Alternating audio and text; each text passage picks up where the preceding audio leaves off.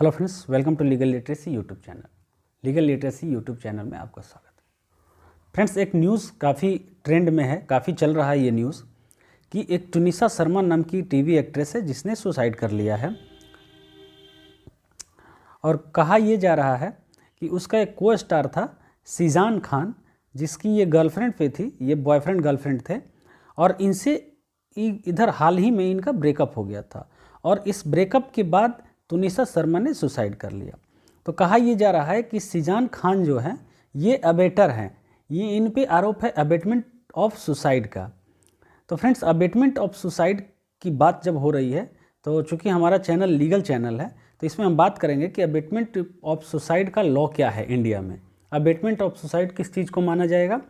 तो फ्रेंड्स, इसकी स्टोरी एक बार मैं आपको बता दूं। इसकी स्टोरी है कि ये दोनों गर्लफ्रेंड बॉयफ्रेंड थे, दोनों का ब्रेकअप हुआ था। ब्रेकअप के बाद इसने सुसाइड किया। सुसाइड से पहले ये इसका कोई भी सुसाइड का नोट नहीं मिला है। सुसाइड किया या नहीं किया ये कंफर्म नहीं है, कोई भी सुसाइड का नोट नहीं मिला है। हो सकता है कि मर्डर भी हो, लेकिन अभी पुलिस इन्वेस्टिगेशन कर रही है और सीजान खान को पुलिस ने अरेस्ट कर लिया। कहा जा रहा है कि ये जो मरने से पहले कुछ देर पहले ये सीजान खान के जो मेकअप रूम में ये पाई गई थी, ये थी, ठीक है। वहाँ से निकलने के बाद इन्होंने सुसाइड कर लिया है और इनकी माँ ने, टुनिसा शर्मा की माँ ने एक कंप्लेंट फाइल की है, FIR किया है, उसमें सीजान खान का नाम है, ठीक है। तो फ्रेंड्स, आज हम बात करेंगे कि अबेटमेंट ऑफ सुसाइड क्या होता है और अबेटमेंट ऑफ सुसाइड के कानून इंडिया में क्या हैं और इंडिया में किस चीज़ को अबेटमेंट ऑफ सुसाइड्स माना जाएगा और किन किन केस लॉज में, किन किन केसेस में क्या क्या ऑब्जर्वेशन रहा है हमारे कोर्ट्स का, सुप्रीम कोर्ट का। तो इसके बाद बात करते हैं फ्रेंड। तो फ्रेंड्स, हम देखते हैं कि अबेटमेंट क्या होता है। तो अबेटमेंट होता है फ्रेंड्स कि ये इंक्लूड करता है, इसमें इंक्लूडिंग होता है instigating, engaging in a conspiracy और assisting in committing the offence. किसी भी ऑफेंस में आप उसके कॉन्स्पिरेसी में इंगेज हैं और असिस्ट कर रहे हैं, ठीक है, यू उस ऑफेंस को कमिट होने में, मतलब उसके लिए इंस्टिगेट कर रहे हैं। आप वास्तव में ऑफेंस कमिट कर नहीं रहे हैं, उसके लिए इंस्टिगेट कर रहे हैं, किसी को इंस्टिगेट कर रहे हैं कि वो ऑफेंस तुम कर दो, तो आप कहे जाते हैं क्या, अबेटमेंट इसको कहा जाता है, ठीक है। अब यहाँ देखते हैं अबेटमेंट ऑफ सुसाइड। अब अबेटमेंट ऑफ सुसाइड की बात करेंगे तो इससे पहले अबेटमेंट ऑफ सुसाइड कहाँ पे दिया हुआ है ये देख लेते हैं। तो हमारे इंडियन पिनल कोड के सेक्शन 306 में अबेटमेंट ऑफ सुसाइड दिया हुआ है, ठीक है। अबेटमेंट ऑफ सुसाइड सेक्शन 306 में दिया हुआ है। देख लेते हैं 306 में अबेटमेंट ऑफ सुसाइड किसको कहते हैं, थोड़ा इसका डेफिनेशन देख लेते हैं।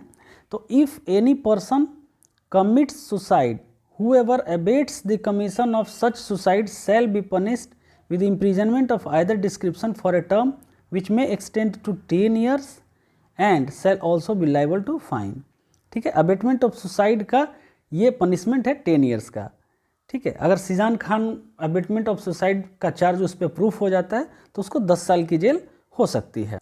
तो इसमें देखते हैं फ्रेंड्स कि अबेटमेंट ऑफ सुसाइड तो 306 में दिया है इसका पनिशमेंट। अब यहाँ पे देख लेते हैं फ्रेंड्स कि एक सेपरेट चैप्टर ही है हमारे IPC में अबेटमेंट के नाम से, ठीक है, उसका नाम है अबेटमेंट।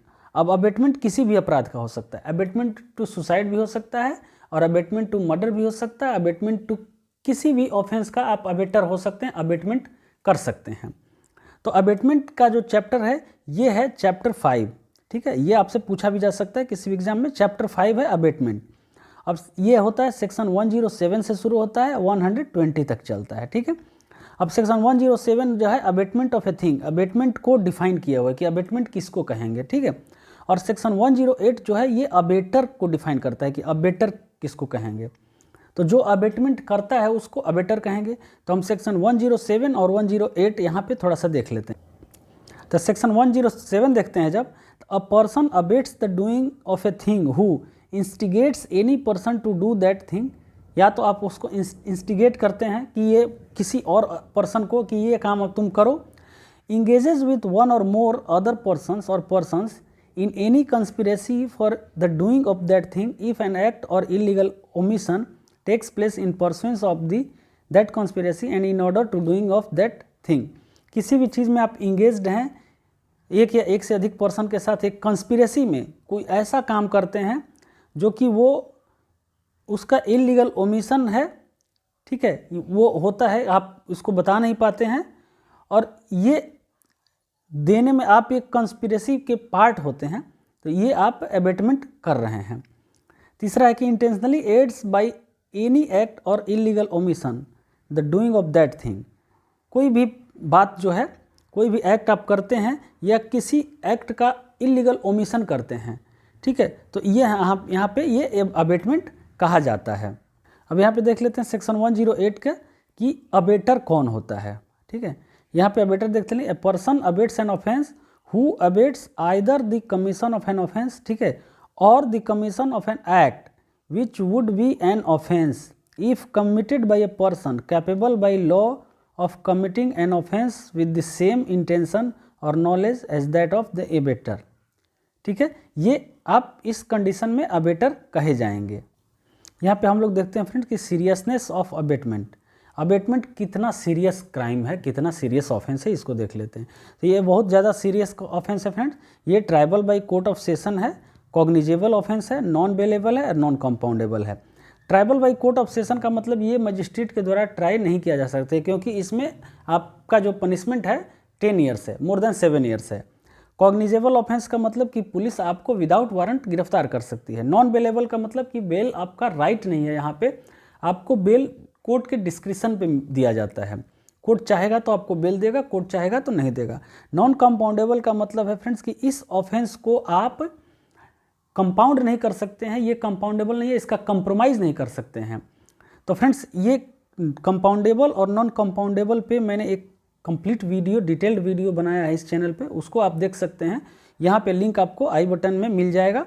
ठीक है, और एक और वीडियो है जो कि अबेटमेंट ऑफ सुसाइड का वीडियो है। अबेटमेंट ऑफ सुसाइड में ही कंप्रोमाइज़ किया जा सकता है या नहीं किया जा सकता है, नॉन कंपाउंडेबल ये है। इस पर एक काफ़ी अच्छा सुप्रीम कोर्ट का केस आया था, उस केस के डिटेल में एक वीडियो है, उसका भी लिंक आपको डिस्क्रिप्शन में और आई बटन में मिल जाएगा, वो भी आप देख सकते हैं। आगे आते हैं, इसमें ये देखते हैं कि क्या ये मर्डर के बराबर है। आपने मर्डर किया या किसी से कराया, तो क्या ये मर्डर के बराबर का ऑफेंस है? तो मर्डर के बराबर का तो ऑफेंस नहीं है ये, लेकिन काफ़ी सीरियस है। अब मर्डर के बराबर का ये ऑफेंस नहीं है, ये कहाँ कहा गया था? तो ये सुप्रीम कोर्ट ने एक केस है फ्रेंड्स कि Sagar Boniya Srinu versus state of Andhra प्रदेश।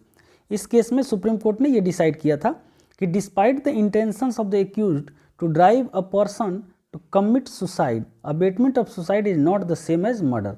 ठीक है, इसके बावजूद कि इंटेंशन एक्यूज्ड का होता है किसी पर्सन को कि वो सुसाइड कर ले, ठीक है, अबेटमेंट टू सुसाइड कर ले, तो ये इंटेंशन वही होता है, लेकिन ये क्या है, ये मर्डर के बराबर नहीं है। मर्डर के केस में क्या होता है फ्रेंड्स कि द फाइनल, ये सुप्रीम कोर्ट ने कहा था कि the final act of causing death of a person is committed by the accused which is not the case in abetment of suicide. अब मर्डर के केस में क्या होता है कि जो फाइनल एक्ट होता है, जो मर्डर का एक्ट होता है, हत्या का कार्य होता है, वो उसी एक्यूज्ड पर्सन के द्वारा किया जाता है, लेकिन यहाँ अबेटमेंट टू सुसाइड में ऐसा कुछ नहीं है। एक सवाल यहाँ ये उठता है फ्रेंड्स कि how the intention to drive a person to suicide determined by the court.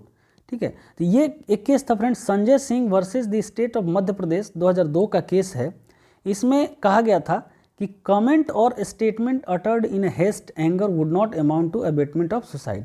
मतलब जल्दीबाजी में या फिर गुस्से में कुछ भी कहा गया, उसको अबेटमेंट ऑफ सुसाइड नहीं माना जाता है। जैसे कि किसी ने कहा किसी से गुस्से में कि जाके मर जाओ, और वो बंदा जाके सुसाइड कर लिया, तो ये अबेटमेंट ऑफ सुसाइड नहीं कहा जाएगा, क्योंकि ये गुस्से में बोला गया है और जल्दी में बोला गया है। अब यहाँ पे सुप्रीम कोर्ट का इसी केस में कहना क्या है कि suicide must be A direct consequences of the instigation. ठीक है, किसी भी इंस्टिगेशन का डायरेक्ट कंसिक्वेंसेज होना चाहिए suicide, and can't be a mere coincidence or very remote to the committing of suicide. अब कोई भी ऐसी बात नहीं होनी चाहिए, ऐसा इंस्टिगेशन नहीं होना चाहिए जिसका कि अगर सुसाइड उसका कोइंसिडेंट हो, हमने कहा और कोइंसिडेंटली किसी ने जाके सुसाइड कर लिया, हमने कुछ ऐसा किया और किसी ने इंसिडेंटली जाके सुसाइड कर लिया। अब इसी केस में जैसे देखो, इसी केस में है कि जिशान खान ने ब्रेकअप कर लिया तुनिसा शर्मा से। अगर तुनिसा शर्मा से जिशान खान ने ब्रेकअप कर लिया और सिर्फ ब्रेकअप की वजह से उसने सुसाइड कर लिया, तो ये अबेटमेंट ऑफ सुसाइड का चार्ज उस पर नहीं लगेगा, क्योंकि उसने ऐसा कुछ किया नहीं है जो कि वजह बनता हो सुसाइड करने का। ठीक है, फिर आप आता है यहाँ पे, if the deceased person is found to be very sensitive compared to reasonable person the court has said that the charge of abetment to suicide would weaken. अगर जो पर्सन मृत है, जो मर गया है, जो सुसाइड कर लिया है, अगर वो काफ़ी सेंसिटिव है, एक रीजनेबल पर्सन से ज़्यादा सेंसिटिव है, तो कोर्ट ने कहा है कि इस कंडीशन में अबेटमेंट का जो चार्ज होगा, अबेटमेंट ऑफ सुसाइड का जो चार्ज होगा वो कमज़ोर होगा। ठीक है, तो इसके बारे में फ्रेंड्स एक रीसेंट केस की हम बात करेंगे, जो कि यहाँ पे आप देख रहे हैं कि अपडेट है 12 अक्टूबर 2022 को इसका डिसीजन आया था। ठीक है, ये था abetment to suicide acts of accuse must be proximate to occurrence for conviction. ठीक है, ये 306 में ये सुप्रीम कोर्ट का डिसीजन है। सुप्रीम कोर्ट ने कहा कि जो एक्ट है एक्यूज्ड का वो ओकरेंस के प्रॉक्सिमिटी में होना चाहिए, मतलब जो ओकरेंस हुआ उसी समय एक्ट होना चाहिए और उसी से रिलेटेड एक्ट होना चाहिए, तब उसको सेक्शन 306 आईपीसी में कन्विक्ट किया जा सकता है। अब इसमें देखते हैं, सबसे पहले हम इस केस का नाम देखते हैं। ये केस काफ़ी इंपॉर्टेंट है, आपके लिए अच्छा इंपॉर्टेंट केस होगा। तो ये इस केस का नाम है फ्रेंड्स कि Mariano Anto Bruno versus inspector of police. अब इसमें जजेस थे जस्टिस एम.आर. शाह और जस्टिस कृष्ण मुरारी। ठीक है, आगे आते हैं। अब इसमें केस का स्टोरी क्या था, इस केस को देखते हैं। तनिषा शर्मा का भी केस है और साथ में ये भी केस है। इस केस का स्टोरी था कि प्रोसिक्यूशन केस था कि after marriage all the accused persons demanded more dowry and that she was abused and humiliated for not conceiving and compelled her consume cow urine in the name of puja. ठीक है, इसके बाद की abortion of second pregnancy in 2014 the abuse harassment and instigation by the accused person increased many folds and this led to suicide. अब इसमें कहा यह गया था कि एक लड़की थी, एक औरत थी, जिसको कि काफ़ी एब्यूज़ किया गया, ह्यूमिलेट किया गया, डॉरी डिमांड किया गया और उसको काउ यूरिन पीने के लिए बाध्य किया गया पूजा के नाम पे। उसके बाद जब 2014 में उसकी सेकेंड प्रेगनेंसी को एबॉर्ट हुआ तो उसके बाद इसका एब्यूज़ और हरासमेंट बढ़ गया, इंस्टिगेशन बढ़ गया और इसके रिजल्टेंटली सी कमिटेड सुसाइड। अब इसमें क्या होता है, इसमें होता है कि सुप्रीम कोर्ट ने क्या ऑब्जर्व किया, सुप्रीम कोर्ट के जो 2 जजेस की बेंच थे, इसने ऑब्जर्व किया कि positive action proximate to the time of suicide on the part of the accused which led or compelled the deceased to commit suicide should be established for conviction under section 306 of the Indian penal code. अब इसमें यह कहा कि positive action जो time of suicide है उससे related उसके नज़दीक में होना चाहिए। ठीक है, जो कि एक ऐसा एक्शन जो कि डिसीज्ड को कंपेल किया सुसाइड करने पे, इसको हम जब तक इस्टेब्लिश नहीं करेंगे, इस फैक्ट को जब तक इस्टेब्लिश नहीं करेंगे कि ये हुआ है, तब तक कन्विक्शन नहीं हो सकता है अंडर सेक्शन 306 ऑफ आईपीसी।